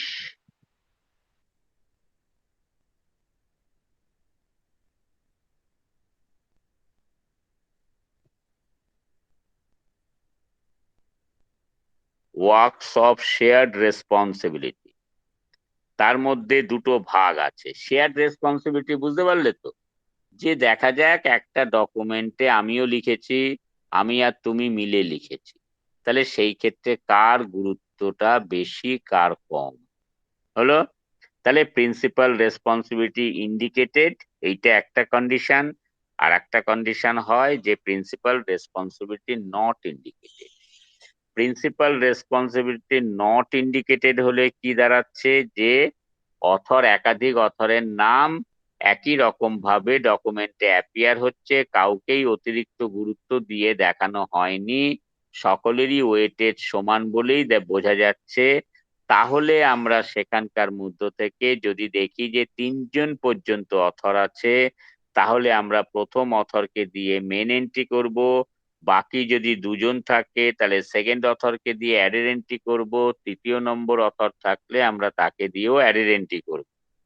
যদি 4 বা 4-এর বেশি সংখ্যক অথর হয়, তাহলে আমরা প্রথম অথর তাহলে আমরা মানে কি বলা যায়, মেন এন্ট্রি হেডিং করব টাইটেলকে দিয়ে, আর ডেসক্রিপশনে 4জনের মধ্যে প্রথম জন অথরের নাম লিখে 3টে ডট দেব, দিয়ে এট অল কথাটা রাখবো। 3টে dot Dev R at all মানে আরো অনেকে, এইভাবে আমরা ডেসক্রিপশনে লিখবো প্রিন্সিপাল কি বলা যায়, author if author is number of author is more than 3। কি বোঝা গেল? এইখানে দেখো 325 পাতার মাঝামাঝি জায়গায় বা আরেকটু নিচে নেমে এসে দেখো, সেইখানে একটা এক্সাম্পলও দেওয়া আছে, এট অল স্কোয়ার ব্র্যাকেটের মধ্যে। তাহলে স্কোয়ার ব্র্যাকেটের মধ্যে আমরা সেইটা ডেসক্রিপশনে, হলো। আর মেন এন্ট্রি করব আমরা টাইটেলকে দিয়ে সেই ক্ষেত্রে, আর এই ফার্স্ট মেনশন অথরকে দিয়ে অ্যাডেড এন্ট্রি করব। একটু নিজের মতো করে লিখে নাও খাতায়। তাহলে যদি একজন অথর থাকে তাহলে সিঙ্গেল পার্সোনাল অথরশিপ, তাকে দিয়ে মেন এন্ট্রি করব। যদি 2জন থাকে এবং কাউকেই প্রিন্সিপাল অথর হিসেবে মেনশন করা নেই, তাহলে এই জাতীয় ক্যাটালগে রুল ভিত্তিক আমরা বলবো shared responsibility, principal responsibility not indicated. সেই ক্ষেত্রে আমরা ফার্স্ট মেনশন অথরকে দিয়ে মেন এন্ট্রি করব, ডেসক্রিপশনে 2জনের নামই রাখবো, আর ফার্স্ট মেনশন অথরকে দিয়ে মেন এন্ট্রি হেডিং করব, আর সেকেন্ড ডেসক্রিপশনে 2জন অথরেরই নাম রাখবো, আর সেকেন্ড অথরকে দিয়ে অ্যাডেড এন্ট্রি করব। বোঝা গেল? যদি 3জন অথর থাকে এবং মানে তাহলে সেটাও শেয়ার্ড রেসপন্সিবিলিটি, এবং সেই ক্ষেত্রে প্রিন্সিপাল রেসপন্সিবিলিটি নট ইন্ডিকেটেড এরকম যদি হয়, তাহলে আমরা কি করব? তাহলে সকলেই সমান গুরুত্বপূর্ণ। তাহলে প্রথম জন অথরকে দিয়ে আমরা মেন এন্ট্রি করব। প্রথম, দ্বিতীয়, তৃতীয় অথরের নাম যেমন ভাবে বইতে আছে আমরা সেই রকম দেখে, সেগুলো তো আগেই বলা হয়ে গেছে। তাহলে তিনজনের নামই লিখবো। লেখার পরে আমরা ফার্স্ট মেনশন অথরকে দিয়ে মেন এন্ট্রি করব, সেকেন্ড মেনশন অথর আর থার্ড মেনশন অথরের নামে অ্যাডের এন্ট্রি করব। যদি দেখা যায় 4 বা 4-এর বেশি সংখ্যক অথর আছে, তাহলে বলা হচ্ছে যে ডেসক্রিপশনে আমরা ফার্স্ট মেনশন অথর রাখবো, রেখে 3টে ডট দেব। এই 3টে ডটকে বলা হচ্ছে মার্কস অফ অমিশন। আমরা অনেক সময় লেখার পরে ডট ডট ডট ডট দেই না, তার মানে এটা কি আরো কিছু আছে, সেটা লিখলাম না, তো সেইটাকে বলে মার্কস অফ অমিশন। তাহলে 3টে ডট দেব, মার্কস অফ অমিশন। তারপরে স্কোয়ার ব্র্যাকেটের মধ্যে 8 অল রাখবো। ইটা হচ্ছে স্মল, তারপরে স্মল টি 8, তারপরে স্পেস দিয়ে অল, এল বলে ডট দিয়ে ব্র্যাকেট ক্লোজ করব। 8 অল মানে আরো অনেকে আছে, এই অ্যাব্রিভিয়েশন স্যার এটা লিস্টে ফার্স্ট দেখে অথর নেবে। দিয়ে তো? হ্যাঁ, কি ওটা বলছো? ফার্স্ট অথর দিয়ে তো? ফার্স্ট অথর তারপরে দিয়েছি। 3টে ডট দিয়ে। হ্যাঁ হ্যাঁ হ্যাঁ স্যার। হ্যাঁ, ফার্স্ট অথর লিখবো, তারপরে 3টে ডট দেবো, তারপরে স্কোয়ার ব্র্যাকেটের মধ্যে 8 অল রাখবো। বোঝা গেল? ঠিক আছে। হ্যাঁ হলো। তাহলে সেই ক্ষেত্রে মেন এন্ট্রি হেডিং করব কাকে দিয়ে? Main sir entry title heading কে করব দিয়ে? টাইটেলকে টাইটেল কে দিয়ে, দিয়ে? আর ফার্স্ট মেনশন অথরকে দিয়ে অ্যাডের এন্ট্রি। বোঝা গেল? হ্যাঁ স্যার, বোঝা গেল। অর্পিতা ব্যানার্জি, হ্যাঁ স্যার, বুঝেছি। বুঝেছো? বেশ করে। তারপরে অভিজিৎ আছো, অভিজিৎ, হ্যাঁ স্যার। অভিজিৎ বিশ্বাস, বোঝা যাচ্ছে? হ্যাঁ স্যার, বুঝতে পারছি। আচ্ছা বেশ, এরপরে এক্সাম্পল দেওয়া থাকবে, তারপরে সেই অনুযায়ী করবে। অঞ্জন পাল, ও তো ভালো বোঝে। বোঝা যাচ্ছে তো অঞ্জন? হ্যাঁ স্যার, বোঝা যাচ্ছে। বেশ, অর্পণকে জিজ্ঞেস করার দরকার নেই। অর্পিতা ব্যানার্জি, অর্পিতা জানা, এত হ্যাঁ স্যার, অনেক কথা বলে বুঝেছি। ফেলেছি, সব বুঝেছো তো? বেশ, হ্যাঁ স্যার। অর্পিতা জানা। তারপরে বনিতা রায়, হ্যাঁ স্যার, বুঝতে পেরেছি। বাহ বাহ। দেবকান্ত হালদার,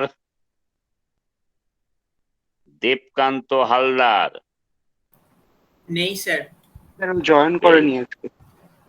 বেশ, দেবকান্ত হালদার এ তো মাঝে মধ্যেই জয়েন করে না, তারপরে যে কি হবে আমি জানি না। একেই তো এই সব কোর্স, হলো, নতুন জিনিস, তারপরে যদি না থাকে, তাই না? দেবকান্ত নেই। বেশ, এরপরে কে আছো? মধুমিতা, হ্যাঁ স্যার, মধুমিতা বুঝেছি। নিউজি। বেশ, হ্যাঁ স্যার। দীপান্বিতা কোলে, দীপান্বিতা কোলে। হ্যাঁ স্যার, বুঝেছি।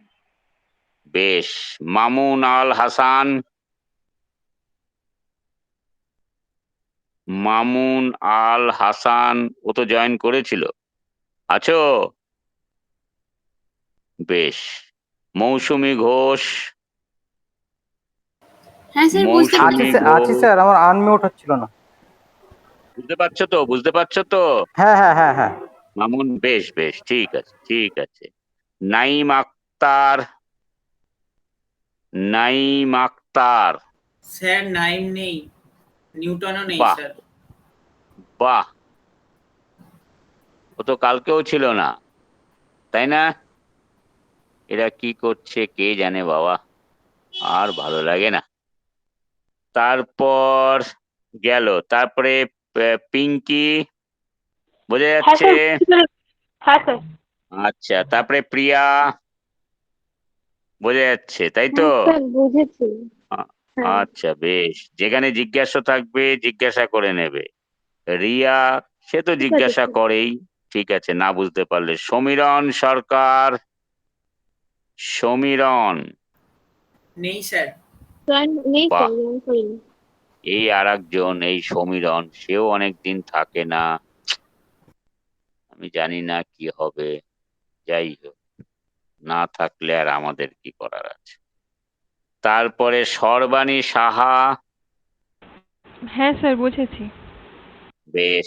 সায়নী বিশ্বাস, হ্যাঁ স্যার বুঝেছি। বাহ। সোহেল রানা, বোঝা যাচ্ছে? বেশ বেশ। সুমিত সেন তো ঠিকই আছে, বেশ গেল। তাহলে এই ব্যাপারটা বোঝা গেল। তাহলে প্রিন্সিপাল রেসপন্সিবিলিটি নট ইন্ডিকেটেড। এবার প্রিন্সিপাল রেসপন্সিবিলিটি ইন্ডিকেটেড কিভাবে বুঝবো? লেআউট, লেআউট দেখে বুঝতে পারবো, মানে যেটা টাইপোগ্রাফিক্যালি ডিফারেন্স, অথবা ল্যাঙ্গুয়েজ দেখে যদি বোঝা যায় যে ইনি প্রধান, একাধিক ব্যক্তি যুক্ত আছে, তার নাম যে প্রথমেই থাকবে তা না, প্রথমে তোমার নাম, তারপরে আমার নাম, তারপরে আরেকজনের নাম। এবার কি হলো, যেহেতু আমি মানে কি বলা যায়, এখানে তো এমনি বলছি, মানে মানে যদি দেখা যায় রিয়েল সেন্সে সুমিত, রিয়া আর আমি মিলে কিছু, তাহলে কি হবে, খুব সাধারণভাবেই আমার উপরে গুরুত্ব, যেহেতু মাস্টারমশাই আমার উপরে গুরুত্ব দেওয়ার জন্য বোল্ড ফেসে আমার নামটা দেওয়া রয়েছে।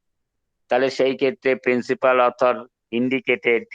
তাহলে নাম যেমনই থাক, মনে করো প্রথমে রিয়া, তারপরে সুমিত, তারপরে আমার নাম আছে, কিন্তু হলে কি হবে, আমার নাম বোল্ড ফেসে আছে, তাহলে আমার নাম নিয়ে মানে প্রিন্সিপাল অথরকে দিয়ে মেন এন্ট্রি হবে। আর বাকি যে দুজন আছে, তাহলে ডেসক্রিপশনে তিনজনের নামই লিখবো, সেই তিনজনের নাম যখন লিখবো যে অর্ডারে ডকুমেন্টে আছে সেই অর্ডারেই লিখবো, অর্থাৎ প্রথমে সুমিত, তারপরে রিয়া, তারপরে আমার নাম থাকবে। কিন্তু মেন এন্ট্রি হেডিং যখন করব, যেহেতু আমাকে প্রিন্সিপাল অথর হিসেবে ইন্ডিকেট করা আছে, আমার নামটা প্রথমে থাকবে। বোঝা গেল?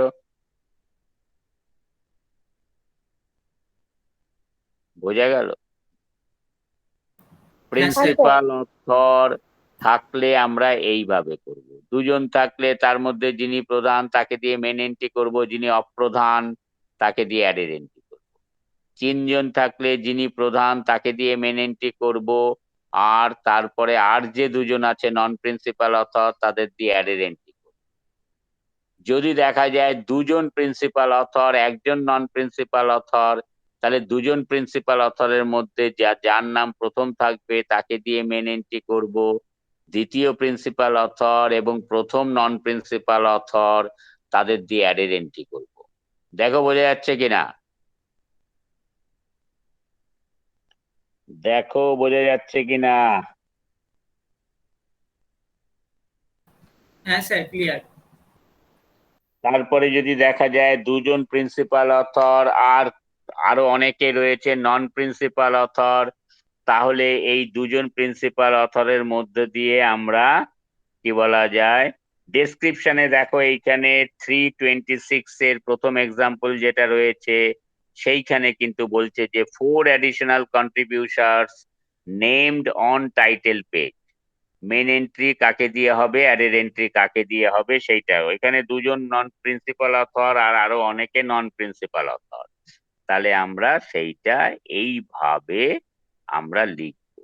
মানে প্রথম প্রিন্সিপাল নন প্রিন্সিপাল অথরের নাম দেওয়া হলো, দিয়ে 3 ডট দিয়ে এটল রাখা হলো। নন প্রিন্স যেহেতু 4-এর বেশি অথর সংখ্যা হয়ে যাচ্ছে, দুজন প্রিন্সিপাল অথর, তাহলে দুজন প্রিন্সিপাল অথরের নাম আমরা ডেসক্রিপশনে রাখলাম, তারপরে বললাম যে আরো অনেকে আছে, হলো মানে নন প্রিন্সিপাল অথরে একজনের নাম দিয়ে আমরা তারপরে 3 ডট এটল দিলাম। দেখো পেজ নাম্বার 326 এর একদম উপরের এক্সাম্পল। এবং সেই ক্ষেত্রে দুজন প্রিন্সিপাল অথরের মধ্যে প্রথম ফার্স্ট মেনশন প্রিন্সিপাল অথরকে দিয়ে মেন এন্ট্রি করলাম, আর সেকেন্ড মেনশন প্রিন্সিপাল অথরকে দিয়ে আমরা অ্যাডেড এন্ট্রি করলাম। ব্যাপারটা বোঝা গেল? তাহলে 3-এর প্রতি আমরা বেশি গুরুত্ব দিই। ঠিক একই রকম ভাবে এই 3 সংখ্যাটা আমরা যে কোনো ধরনের কি বলা যায় আরো যে কোলাবোরেটিভ ওয়ার্ক যারা করে থাকবে তাদের ক্ষেত্রেও আমরা এই রুল 3 কে আমরা মাথায় রেখে করব। 3 জন পর্যন্ত থাকলে ঠিক আছে, 3 জনের বেশি হলে তাহলে ওই first mention 3 dot and at all এই দিয়ে আমরা করব। বোঝা যাচ্ছে? তাহলে প্রিন্সিপাল অথর, নন প্রিন্সিপাল অথর এইটা হলো, ঠিক আছে?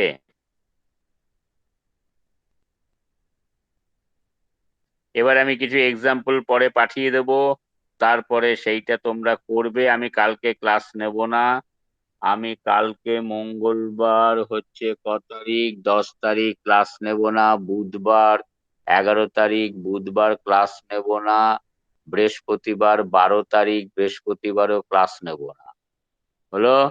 তারপরে শুক্রবার, শনিবার, শুক্রবারে ক্লাস নেব, শনিবারও ক্লাস নেব। সেই জন্য আমি কয়েকটা এক্সাম্পল পাঠিয়ে দেব, সেইগুলো তোমরা করে নেবে।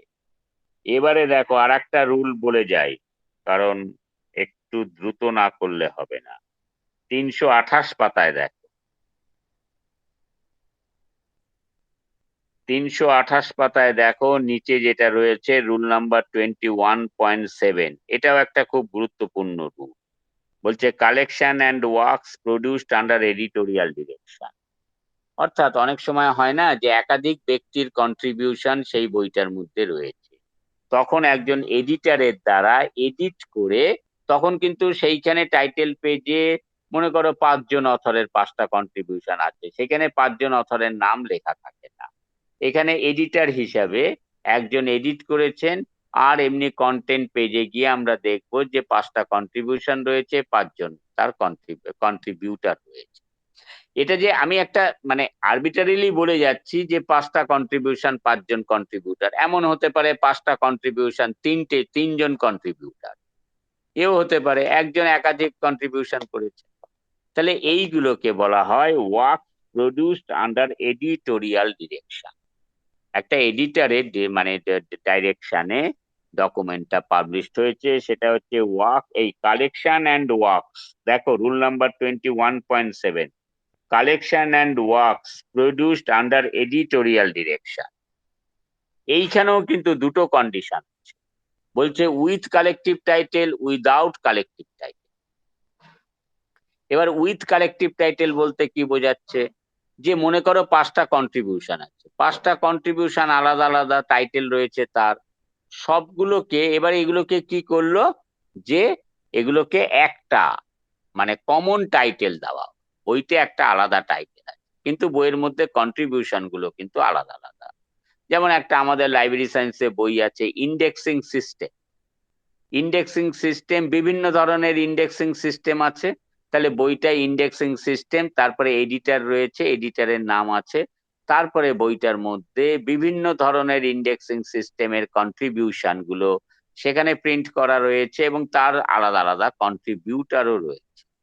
সেখানে অনেকগুলো কন্ট্রিবিউশন, তার টাইটেল আলাদা আলাদা। এবার তাদের কি বলা যায়, একটা তাদের এই যে কন্ট্রিবিউশনের একটা কমন টাইটেল করা হয়েছে, তাহলে সেটা হচ্ছে উইথ কালেকটিভ টাইটেল, তার একটা কালেকটিভ টাইটেল আছে।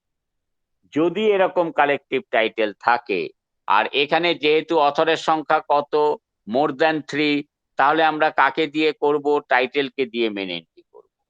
তা এডিটরকে দিয়ে কখনোই মেন এন্ট্রি হয় না, তাহলে টাইটেলকে দিয়ে মানে মেন এন্ট্রি করব, তাহলে সেখানে কি টাইটেল লিখবো, লিখে তারপরে ওই কি বলা যায় যেরকম কন্ডিশন থাকবে, তাহলে স্ল্যাশ দিয়ে এডিটেড বাই বা যেমন থাকবে আমরা মানে বইয়ের মধ্যে সেই রকম, যদি এডিটেড বাই কথাটা না থাকে, এডিটার্স বলে থাকে, তাহলে তাই লিখে তাদের নাম, এডিটারের নাম দেব। আর আমরা মেন এন্ট্রি করব টাইটেলকে দিয়ে, আর এডিটারের নামে আমরা অ্যাডেড এন্ট্রি করব। এডিটার একজন থাকলে তার নামে অ্যাডেড এন্ট্রি করব, দুজন থাকলে তার নামে অ্যাডেড এন্ট্রি করব, দুজনের নামে, 3জন থাকলে প্রথম জন, দ্বিতীয় জন, তৃতীয় জনের নামে অ্যাডেড এন্ট্রি করব। মেন এন্ট্রি করব টাইটেলকে দিয়ে, তাহলে সেই ক্ষেত্রে আর টাইটেলকে দিয়ে আমরা অ্যাডেড এন্ট্রিও করব না। এখানে প্রচুর এক্সাম্পল আছে, এগুলোকে একটু দেখে নেবে, আর আমি একটা করার জন্য তোমাদের এক্সাম্পল পাঠাবো। হলো, এখানে কিন্তু অনেকগুলো বিষয় আছে। যেমন দেখো পেজ নাম্বার 330তে যাও, 330তে গিয়ে মাঝামাঝির থেকে একটু নিচের দিকে এসে দেখো মাঝখানে একটা কি বলা যায় দুটো লাইন আছে। দেখো, if such a work includes 2 or 3 contributors, contributions or independent works make, ও আচ্ছা, নেম টাইটেল আইডেন্টিটি তোমাদের পড়ানো হয়নি। আচ্ছা, আগে এক্সাম্পলটা করিয়ে নেই, তারপরে নেম টাইটেল আইডেন্টিটি বা এই রুলগুলো পড়াবো। তাহলে বোঝা গেল works and collection under editorial direction, তাতে উইথ কালেকটিভ টাইটেল আর without collective title. With collective title থাকলে আমরা কালেকটিভ টাইটেলকে দিয়ে মেন এন্ট্রি করব, আর উইদাউট কালেকটিভ টাইটেল থাকলে সেইখানে দেখো page number 331 without collective title. এবার এইটাকে তোমরা একটু নিজেরা পড়ো। 21.7C ওয়ার্কস, এই collection and works produced under editorial direction, তার মধ্যে উইদাউট কালেকটিভ টাইটেল। মূল রুলটা হচ্ছে works produced under editorial direction, তার আন্ডারে হচ্ছে মানে উইদাউট কালেকটিভ টাইটেল। মানে সেখানে একাধিক কন্ট্রিবিউটার আছে, কিন্তু তাদের কোনো আলাদা করে টাইটেল হিসেবে দেওয়া নেই, মানে কালেকটিভ টাইটেল দেওয়া নেই। এই রকম ভাবে বইটা প্রডিউস হয়েছে। তাহলে সেই ক্ষেত্রে আমরা কি করব?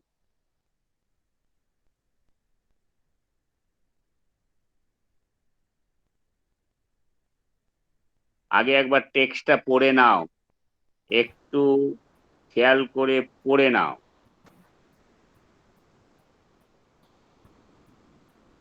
হ্যাঁ স্যার দেখলাম। সোহেল, পড়া হয়েছে?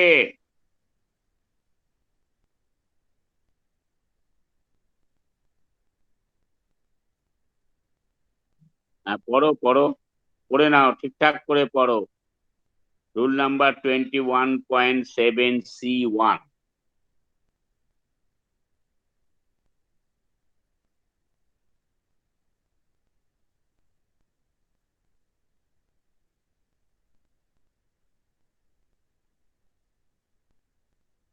এইখানে মূলত বিষয়টা কিরকম হয়, অনেক সময় লাইব্রেরিতে দেখবে ছোট ছোট কন্ট্রিবিউশন, খুব সরু বইটা, মানে মোটা নয়, পেজ সংখ্যা কম, হ্যাঁ, হয়তো 100 পেজের মধ্যে বই এরকম দুটো তিনটে আছে, সেগুলো এতই সরু বই। এবার এগুলো লাইব্রেরি র্যাকে রাখলে ওই দেখবে যে মোটা মোটা বইয়ের মাঝখানে একটা সরু বই থাকলে সেটা এমন ভাবে ভেতরে ঢুকে থাকে যে খুঁজে পাওয়া যায় না। হলো, এইখানে লাইব্রেরিতে একটা প্রবলেম আছে। তো অনেক সময় লাইব্রেরিয়ানরা নিজেরাই কি করে, এইরকম মানে মানে একই রকম বিষয়বস্তু সেরকম দুটো তিনটে বইকে কি করলো, বাঁধিয়ে নিয়ে আসলো। তার মানে সেখানে তিনটে কন্ট্রিবিউশন, তার তিনজন কন্ট্রিবিউটার রয়েছে। আবার অনেক সময় পাবলিশিং হাউস থেকেও এইরকম মানে মানে দুটো তিনটে কন্ট্রিবিউশনকে একটা ইসের মধ্যে করে তারপরে সেই বই আকারে প্রকাশিত হয়। তাহলে এইরকম যদি তিনটে পর্যন্ত কন্ট্রিবিউশন তার কন্ট্রিবিউটার থাকে, তাহলে আমরা এইভাবে দেখো, এখানে এক্সাম্পলে বলে দেওয়া আছে, ইন প্রেইজ অফ, একটা ফার্স্ট এক্সাম্পল বলছি, in praise of older woman, এটা একটা কন্ট্রিবিউশন, স্ল্যাশ দিয়ে তার কন্ট্রিবিউটারের নাম দেওয়া আছে। হলো, এবার এখানে যেহেতু একাধিক কন্ট্রিবিউশন, তাহলে আমরা প্রথমে সব কন্ট্রিবিউশন আর কন্ট্রিবিউটারের নাম দেব। তারপরে সেকেন্ড কন্ট্রিবিউশনের নাম রয়েছে আফটার ফুল স্টপ, তারপরে স্ল্যাশ দিয়ে সেকেন্ড কন্ট্রিবিউটারের নামও দিয়ে দেওয়া আছে, তাহলে সেইটা লিখে আমরা ফুল স্টপ দেব। আর হচ্ছে থার্ড কন্ট্রিবিউশন রয়েছে, তার কন্ট্রিবিউটার রয়েছে, তাহলে সেইটা লিখবো, লিখে আমরা টাইটেল পোর্শনটা কিন্তু এতটাই বড় হয়ে যাবে। আগে যেরকম আমরা একটা টাইটেল লিখে তারপরে তার কন্ট্রিবিউশন এভাবেই লেখা শিখেছি, এইখানে যেহেতু works collection and works produced under editorial direction এবং তার মধ্যে উইদাউট কালেকটিভ টাইটেল হলে, তাহলে এখানে একাধিক টাইটেল আছে, একাধিক কন্ট্রিবিউটার আছে, তাহলে আমরা সেইটা এইভাবে ডেসক্রিপশনে লিখবো। আর এখানে প্রথম যে কন্ট্রিবিউশনটা রয়েছে তার যে কন্ট্রিবিউটার, সেই রেসপেক্টে আমরা মেন এন্ট্রি হেডিং করব। অর্থাৎ কিনা এইখানে যে কন্ট্রিবিউশন তার কন্ট্রিবিউটার কজন আছেন, একজন, তাহলে তাকে দিয়ে আমরা মেন এন্ট্রি করব। এখানে যদি দুজন থাকতো, তাহলে যদি প্রিন্সিপাল রেসপন্সিবিলিটি নট ইন্ডিকেটেড হতো, তাহলে আমরা প্রথম জনকে দিয়ে আমরা মেন এন্ট্রি করতাম। আবার যদি দেখা যায় যে ফার্স্ট কন্ট্রিবিউশনে দুজন অথর, তার মধ্যে একজন প্রিন্সিপাল অথর আছে, তাহলে ফার্স্ট মেনশন প্রিন্সিপাল অথরকে এই ফার্স্ট কন্ট্রিবিউশনের প্রিন্সিপাল অথরকে দিয়ে আমরা মেন এন্ট্রি করব, আর নন প্রিন্সিপাল অথরকে দিয়ে অ্যাডেড এন্ট্রি করব। বাকি কন্ট্রিবিউশন গুলো ওই রকম ফুল স্টপ দিয়ে পরপর পরপর লিখবো। এবং তারপরে এইখানে বলা আছে নেম টাইটেল অ্যাডেড এন্ট্রি, ওটা আমি পরে বলবো।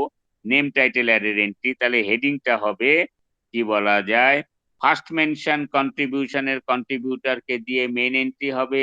ডেসক্রিপশনে একাধিক টাইটেল, মানে সেইগুলো মোটামুটি 3 জন পর্যন্তই এগুলো হয়, তাহলে সেই ক্ষেত্রে এই রকম আমরা ডেসক্রিপশনে লিখবো। এইটা হয়ে যাওয়ার পর তারপরে কি বলা যায়, কোলাবরেটর স্টেটমেন্ট যদি থাকে, যদি অন্য কিছু থাকে, যা যা যেমন যেমন ক্যাটালগে এন্ট্রি করতে হয় তেমনি তেমনি ভাবেই পরপর পরপর আমরা রেকর্ড করে যাব, নিয়ে আমাদের ডেসক্রিপশন কমপ্লিট হবে। তারপরে আমরা মেন এন্ট্রি করব, তাহলে মেন এন্ট্রি হেডিং এ আমরা ফার্স্ট কন্ট্রিবিউশনের কন্ট্রিবিউটরকে দিয়ে মেন এন্ট্রি হেডিং করব। এই হচ্ছে collection and works produced under editorial direction. তার মধ্যে principal author indicated, principal author তার মধ্যে হচ্ছে উইথ কালেকটিভ টাইটেল, আর একটা হচ্ছে উইদাউট কালেকটিভ টাইটেল। হলো, এই হচ্ছে collection and works produced under editorial direction. হলো, একটু দেখে নেবে। তারপরে কি বলা যায়, আমি আজকে কিছু এক্সাম্পল পাঠিয়ে দেব যাতে তোমরা এটা করতে পারো। হলো, কালকে আমি সকালের দিকে থাকবো না, বিকেলে মানে সন্ধ্যের পরে যদি কারোর কিছু বুঝতে অসুবিধে হয় তখন আমাকে একটু জিজ্ঞাসা করুন। বুঝেছো? আগে হোয়াটসঅ্যাপে জানিয়ে দেবে, তারপরেই। হলো, একটু বলো দেখি, অ্যাপারেন্টলি এর মধ্যে যতটুকু যা বলে ফেললাম পড়তে তো হবেই, তার মধ্যে কিছু জিজ্ঞাসা আছে? স্যার এইখানে যে লাস্ট যেটা বললেন অর্থাৎ উইদাউট কালেকটিভ টাইটেল, এইটার টাইটেলের যে ডেসক্রিপশনটা ওই জায়গাটায় বুঝলাম না, ওইটা একটু আরেকবার বলে দেবেন। বলছে যে মনে করো সেই বইটার মধ্যে 3টে কন্ট্রিবিউশন আছে, তাহলে তুমি প্রতিটা কন্ট্রিবিউশনকে আলাদা আলাদা এরকম লিখে যাবে। প্রথম কন্ট্রিবিউশনের নাম, তারপরে কন্ট্রিবিউটরের নাম স্ল্যাশ দিয়ে, তারপরে ফুল স্টপ দিলাম। দ্বিতীয় কন্ট্রিবিউশনের নাম, তারপরে তার কন্ট্রিবিউটরের নাম দিয়ে ফুল স্টপ দিলাম। তারপরে তৃতীয় কন্ট্রিবিউটরের নাম, তারপরে স্ল্যাশ দিয়ে সেই কন্ট্রিবিউটরের এই কন্ট্রিবিউশনটা মানে টাইটেলটা দিলাম, তারপরে স্ল্যাশ দিয়ে কন্ট্রিবিউটরের নাম দিলাম।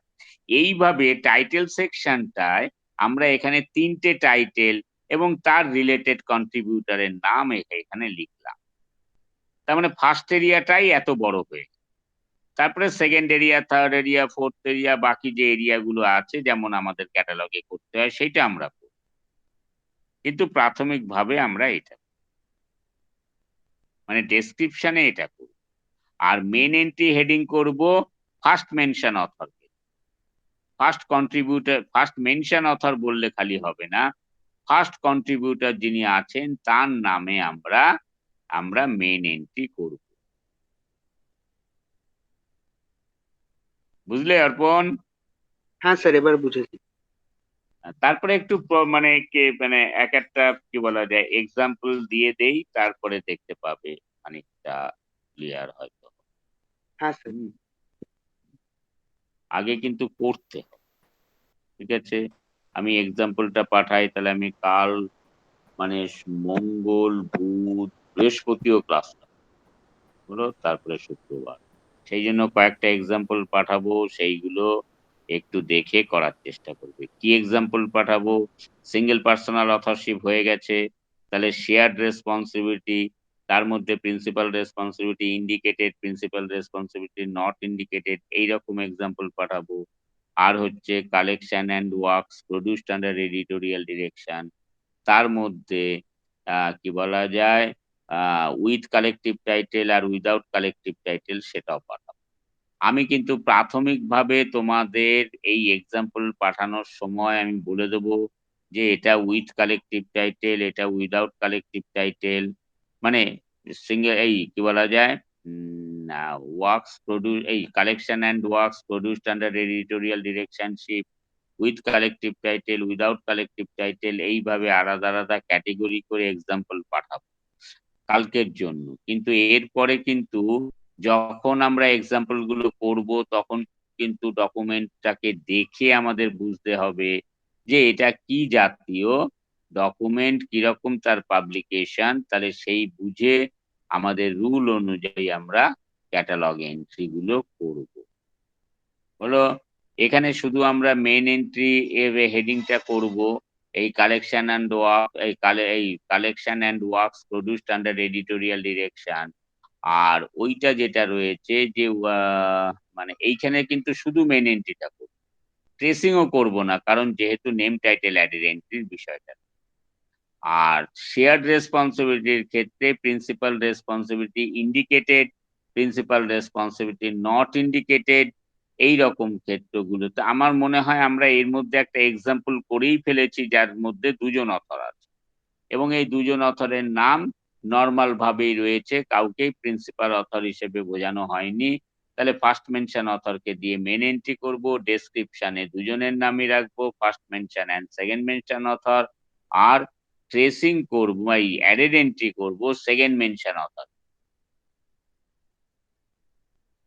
দেখো বোঝা গেল কিনা? তাহলে আজ এই পর্যন্ত। স্যার একটা কোশ্চেন অ্যারাইজ করছে স্যার, ওই যে কালেকটিভ টাইটেল যেটা বললেন স্যার, ওই কালেকটিভ টাইটেলটা কারা বা কে নির্ণয় করে? যেই নির্ণয় করুক, তোমার অত দরকার নেই, তুমি আদার ব্যাপারী, জাহাজের খবর রাখার দরকার নেই, বুঝলে? হ্যাঁ স্যার, বুঝতে এটা তো পেরেছি। পাবলিশিং হাউস থেকে করে। ওকে স্যার, বুঝতে মানে পারলে? হ্যাঁ স্যার, মানে পাবলিশিং হাউস তারা করে।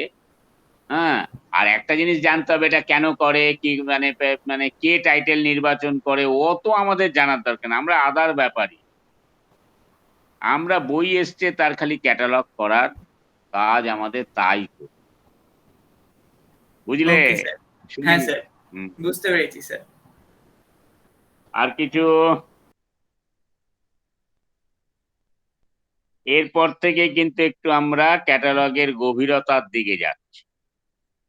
হলো এই দুটো হয়ে যাওয়া মানেই কিন্তু অনেকটা হয়ে যাওয়া, তারপরে আর একটা বড় জিনিস আছে। তারপরে আরো ছোট ছোট জিনিস অনেক কিছু ছেড়ে এসছি, সেইগুলো করিয়ে দেবো। ঠিক আছে, ক্লাস মিস না করাটাই, অফ না করাটাই বেশি প্রয়োজন।